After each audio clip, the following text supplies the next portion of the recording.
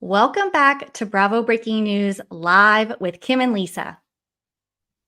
So this week on The Real Housewives of Orange County, the girls were still down in Mexico, and while the Tres Amigas were ready to whoop it up, things quickly went south.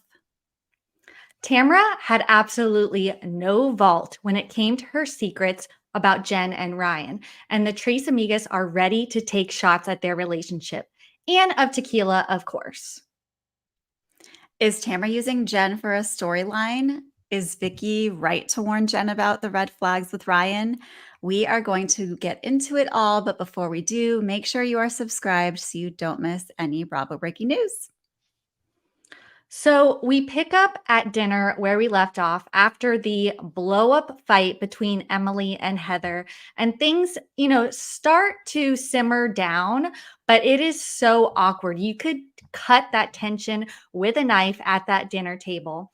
And, Heather has, left the area at this time, but the conversation kind of goes back to the whole BravoCon comment.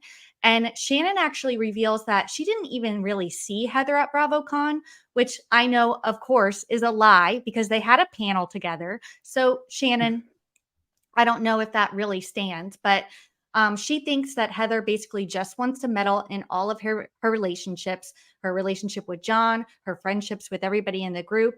So I don't know about that, but we have Heather storming off. It's not Shannon this time, it's Heather. And she's tired of the lies. She's tired of people, saying she said things that she didn't. And she just basically like, I don't care anymore. Like, I don't care. People like me. People like me, even though I guess the ladies, probably don't really like her at this moment. So there's a lot going on. I mean, it's basically like feuds between everybody at this table at this point. And we get back to the table. And then, of course, we start hearing about the Jenn and Ryan. And this is kind of where, we hear a lot about this in this episode. And this is kind of where it all begins. Yeah. So Jenn is basically like, oh, well, if we're going to put it all out there, like, Shannon, I've heard that you were kind of talking about me and Ryan, and, Tamra kind of says, oh, I know the girl who he cheated with. And, we're just back at this story, and I'm so over it. So over it. Okay, so we get Heather coming back, and she's like, okay, I'm going to pass out my gifts that I brought for everyone, even though you all are assholes.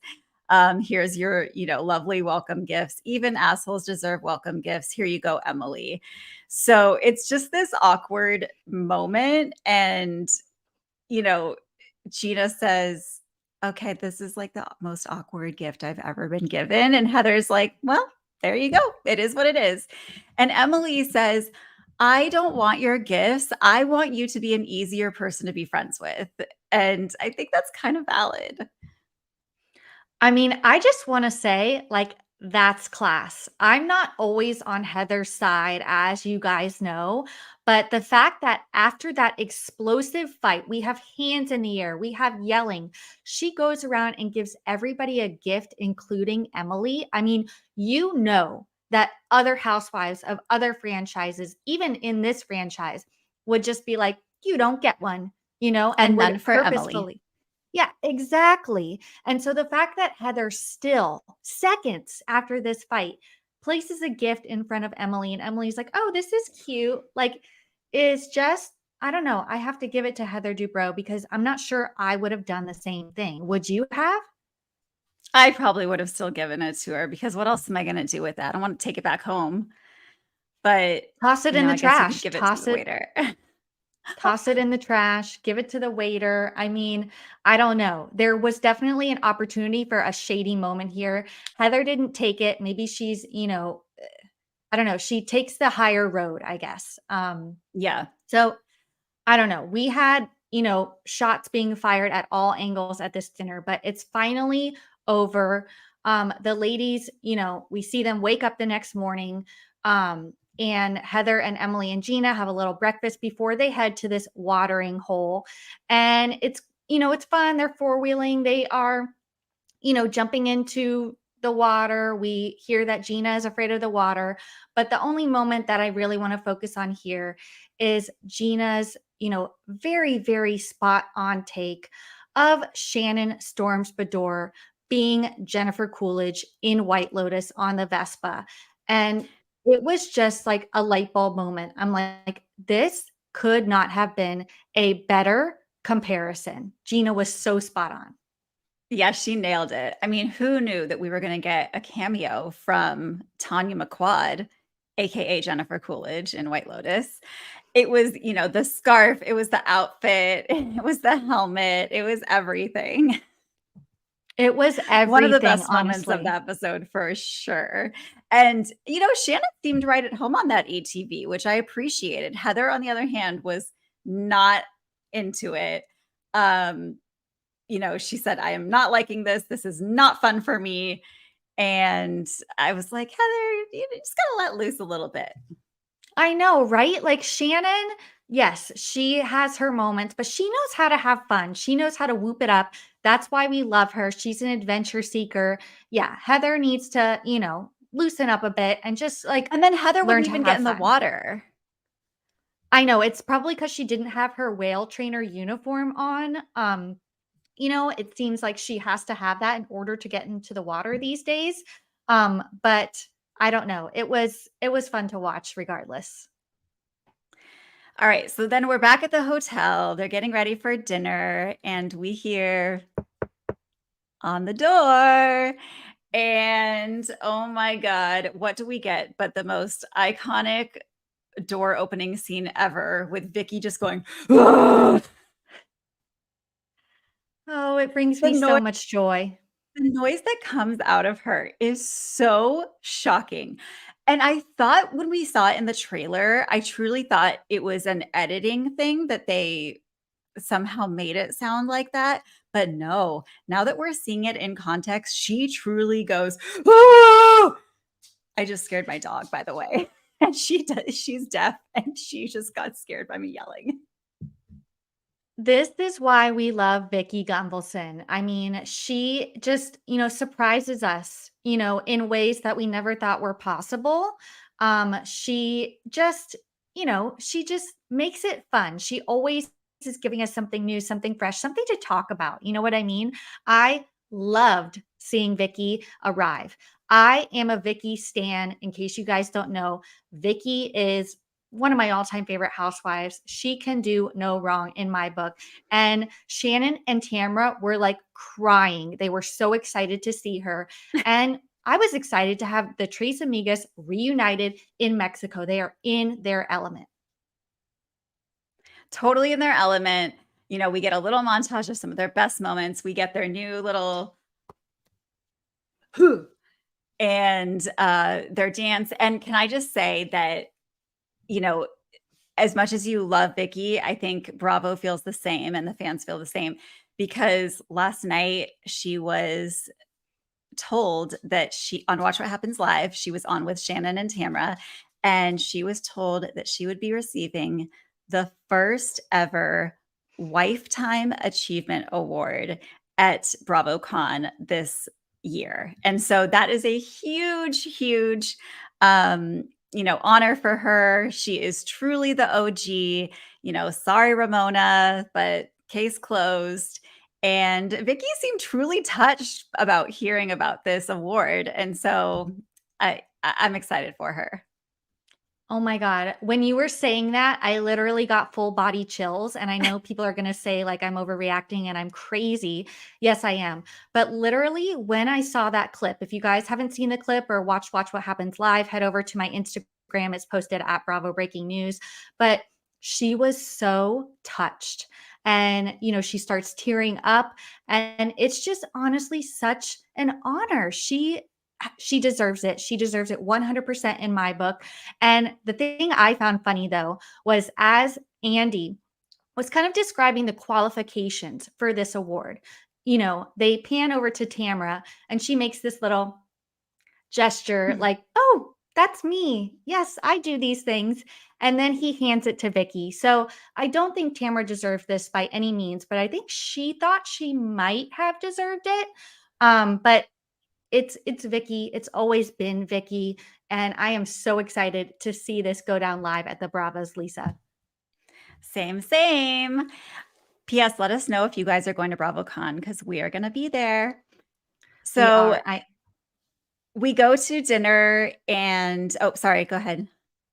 We go to dinner and you know, the other group arrives and they're like, "Oh, we have extra chairs. There's someone coming." And I'm like, "Do they know about this already?" Like, I don't know. But apparently the Tres Amigas arrive and they're like, "We have a surprise guest. It's Vicki." And everybody is, hugging her and welcoming her. Even Gina and Emily, even though Gina cut to the confessional and she has some words about Vicki. And it's really about the words Vicki has had about them because we get another headline montage. I love a good headline news montage. And it's basically Vicki slamming Heather and Gina on OC. It's like, oh, Vicki says they were the worst casting choice in OC history.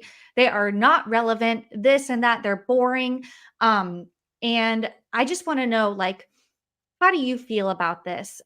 I'm honestly on Team Vicki.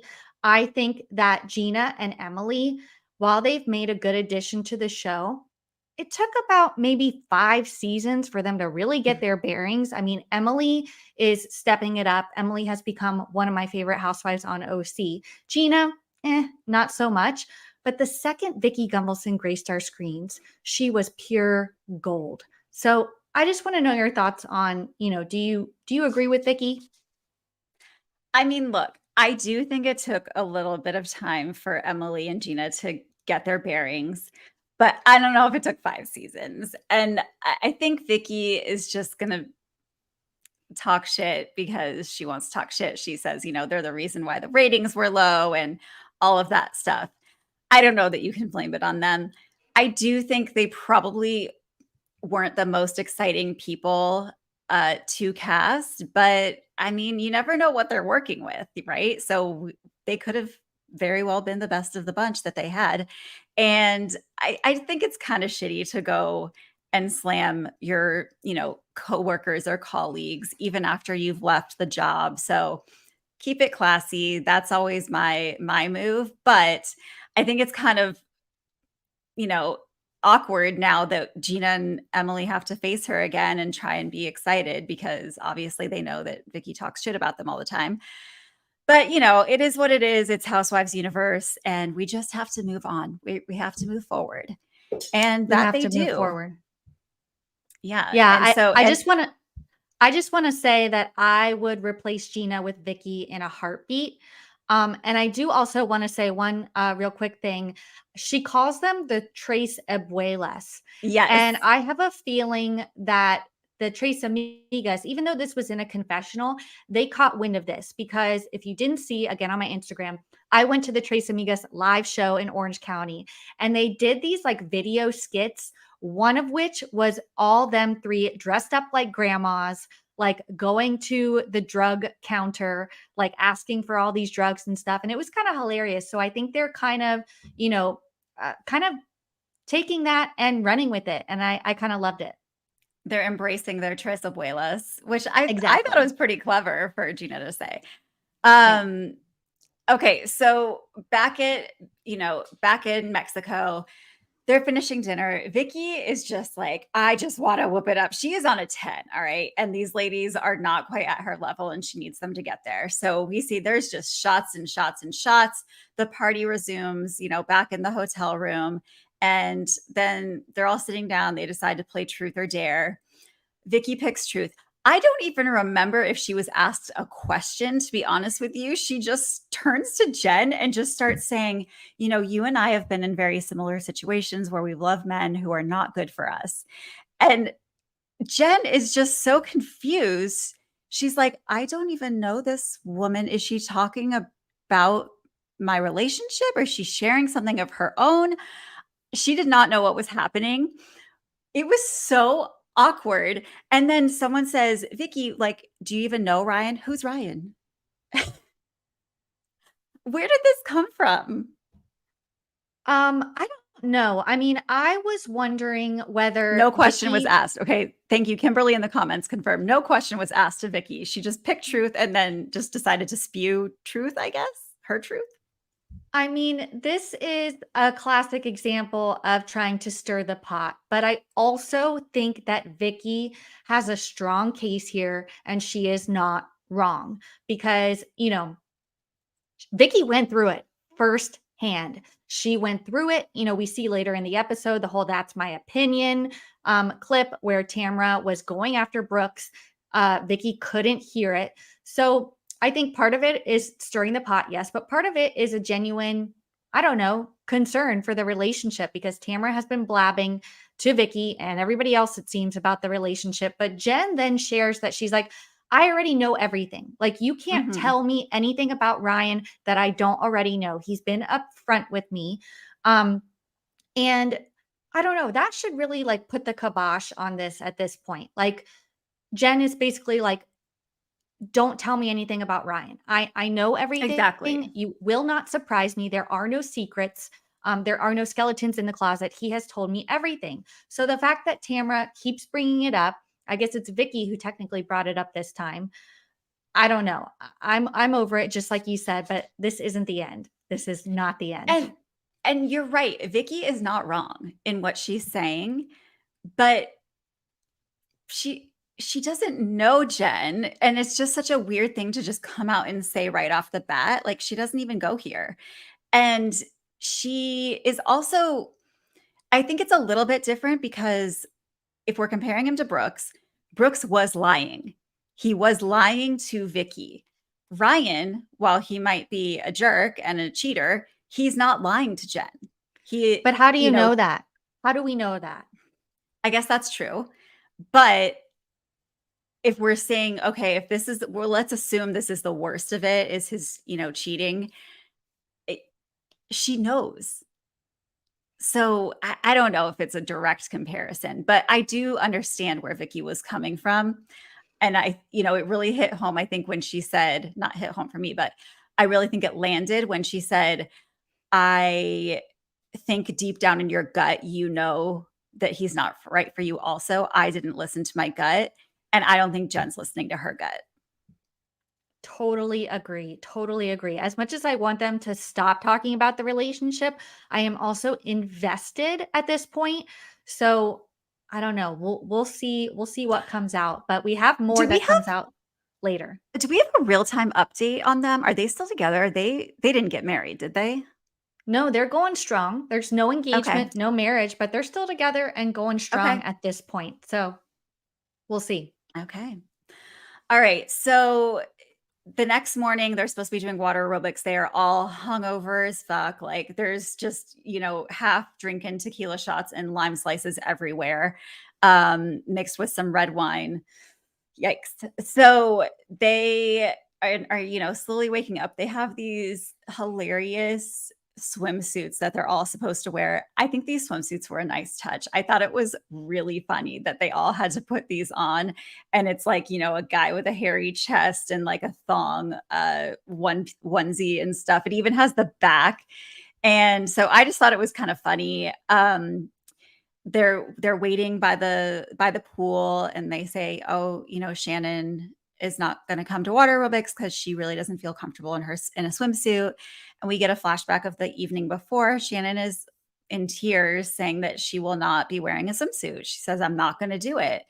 And, I really felt for her in that scene because she's obviously very self-conscious. And, when you're surrounded, especially by the Tamras and the Jens who just have these perfect bodies, it's going to be intimidating. Not to mention you're going to be blasted on across televisions in, 4D. So I totally get it. HD. Sorry. HD, yeah. Is 4D a thing or did I just make that up? No, I was just making a Heather Dubrow HD network reference. Oh, okay. Gotcha. TBD if this content will actually go on her network, but yes. And so then we get a flashback of one of the scenes that just kills me every time I see it. Her fucking trainer, I think his name was Tim, that Shannon used to go to after she gained all that weight the first time. And he has her take off her shirt so he can take pictures of her, for progress photos. And when she takes off her shirt, he just goes, "Okay, oh, wow." And every single time I fucking see it, I want to kill him. He Like, that is the reason why I just sorry, I have so many, like, emotions towards this, but he's her trainer. He is supposed to motivate her and say, "Well, you know what? You're here, and that's what matters. We all go through ups and downs. Don't fucking judge her for, gaining weight. You're supposed to be helping her and helping her empower her to feel good about herself." And every time I see that clip, I just wanna strangle him. Anyway, I digress. No, you don't digress because it's a topic, it's a an everlasting topic for Shannon. She shares like when she's not happy, you can see it on her body. Her weight fluctuates and that is so relatable for Mhm. everybody. So many people whether she stress eats or it's just hormones, etc. But it's just really, really tough to watch and really, really tough that she doesn't feel confident in her skin. Emily, who, isn't as skinny as Tamra and the other like gym rat ladies, is very confident and wishes that she could kind of rub off on Shannon more. Mhm. But I do have to say, if you guys watch what happens live, Shannon has never looked better. She looks amazing at the Tres Amigas show. She looked better than Tamra and Vicki. She looks amazing. Now, whether it's Ozempic, I don't know. But either way, I support her journey to however she wants to look to feel confident. And that's just Exactly. It's like if she feels good, then she should do it. Same with Emily, it's like do whatever you need to do to feel good about yourself. But you don't need a fucking trainer judging you. No, you don't need a trainer judging you, but we did have Heather judging somebody in this episode, Mhm, and that mhm. was Emily. And it was kind of a really weird comment. So when they're hungover from the night before and Emily wakes up, Heather jokes and says she looks like Snuffleupagus. Nobody seems to know what Snuffleupagus is, but isn't it like a Sesame Street character, if I'm not Yeah, mistaken? it's a Sesame Street character. He's like a woolly mammoth kind of. Yeah, I know exactly what he looks like. Nobody seems to know. Everybody thinks it's like a Sasquatch. Obviously, maybe they didn't watch Sesame Street or have kids that watch Sesame Street. But anyway, you know, Emily was not offended by this in the least. She laughed it off. And she kind of brings it back up at this point because Heather says it again. And, I think she was offended. I do think she was offended. well, I know, but Emily does not make a big deal out of it like Heather No. made a big deal about the whale trainer comment. I mean, the No. whale trainer is about your outfit. Snuffleupagus, that's like you're like a woolly mammoth animal. Like, I don't know. Yeah. You asked, what would you rather be called? And I think I'd take a whale trainer. What about you? Yeah, I think anyone's gonna say I'd rather be called a whale trainer in a, svelte black wetsuit than a snuffleupagus. So Heather is reaching on this one, trying to say that she was offended by that comment. And it's just silly. But she is doubling down on Snuffleupagus, saying he was my favorite character. He was my best friend growing up. Okay. That's not what you were referencing, but okay. Yeah, I don't know. Heather, it just went right over everybody, including Emily. So I don't know. Try again, Heather. Yeah, so we get some water aerobics. The instructor is clearly more intense than they, thought they were signing up for. I want to know how long that class actually was because they made it seem like it was, an hour and a half and they finally had to tell him, "Okay, dude, we're done." But in reality, I probably was only like 30 minutes and then they just wanted to go get breakfast, which understandable. Understandable. I'm with Emily. Give me the huevos rancheros during the workout. I need it. I need that over the water aerobics at this point, especially if I'm Right. hungover. Yeah, totally, totally. I mean, they get points, major points just for showing up to exercise when you're hungover. Yeah. So, okay, breakfast, Jen kind of Gina kind of stirs the pot a little bit, telling Jen, you know, I can't believe you just sit there and take it when everyone's coming after your relationship. How do you feel about that? So she kind of fires Jen up to go after Vicki and say, I know you haven't been here at all the events. And Vicki says, well, yeah, because I got fired. I know. And she says, who is this mutual friend you're hearing from? Jen, please don't tell me you're that dumb that you didn't know it was Tamra. She really acted like she didn't know, and I was concerned. Yeah. I mean, it was clearly Tamra. Tamra says, I know the girl that Ryan slept with. Her name's Alex. And, it gets a little like muddled as to what exactly happened. There's text messages involved. Someone saying Tamra was digging for it. Some said, the information was volunteered by this Alex woman. Who knows? But basically, Tamra is just not letting this mouse go. And she is saying that, you know, it wasn't just a one-time thing with this Alex woman. He was sleeping with her while he was with Jen. That seemed like news to Jen, and who knows if it's true or not. But apparently, there was a text that Ryan sent while he was at a concert with Jen saying, Alex, I want you naked in my bed. Jen already knew. She already knew about it. So again, they're trying to come at her with this stuff. And she's like, yeah, I know. And so Gina finally has to say, look, she knows that there's red flags everywhere. She knows that he's cheated. She knows that he's done shady stuff, and she still chooses to be with him. And we have to leave it at that.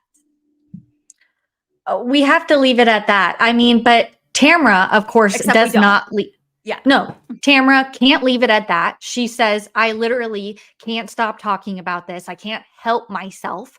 And she basically accuses Jen of ruining her family for being with Ryan. And Jen is basically like, look, I've sat here and like taken it all season, but at some point, I just am gonna boil over, and this is it. This is the time that she's losing her shit. But Tamara even says that that she hasn't even scratched the surface. There's even more that she knows about Ryan. Like, oh my god, like just give it up. Okay, then Give come it out up. with it. Give it up, Tamara. Tamara is like blowing this out of proportion. And we get to a moment where I got to be with Jen on this one. I think I said it in a previous recap several weeks ago. Tamara doesn't have her own storyline. She's using Jen for her storyline. And it's like, enough about Ryan. This is between Jen and Tamara. And Mhm. Tamara just won't let the mouse go. Like you said, she is all over Jen.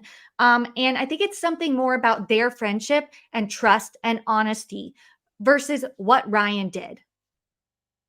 It is so weird. And, Tamara tries to pretend like it's all coming from a place of concern. And I just don't want you to get hurt. And while that may be true to some extent, it's just odd because you're hurting her in the process of trying to protect her. So it's just very strange. And, you know, it does remind us of when Tamra was going after Vicki for being with Brooks. And like you said, Vicki just she couldn't see it. She was too far in it. And we get the flashback to, that's my opinion. So it is kind of that same thing where Vicki or Tamra just cannot let it go. But I'm kind of with you. I think she sees Jen as an opportunity to kind of be a punching bag and be a storyline. And I think she's taken it and she's running with it and accusing her of being fake with her life, just like she wears fake designer clothes, like not the Fucci. I mean, come on. I don't think that's a fair comparison. There's plenty of housewives who wear fake designer clothes. But I don't know. It's getting tired. And Jen is basically done. It's getting tired. I mean, Jen is done.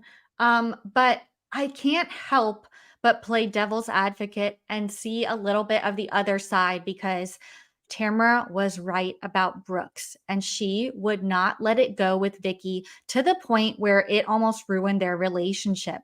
Vicki even at one point like isolated her kids for this relationship. So it's just tough to see. I say it a lot. Outsiders can see stuff that sometimes people closest to the situation can't.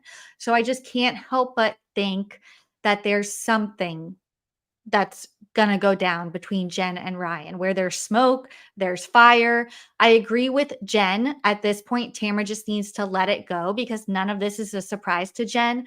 But at the same time, I don't know. Maybe something will come out and we will all be looking back and be like, wow, Tamra You was will right once all see the again. truth. It could very well happen that way. I just have a feeling. So I don't know.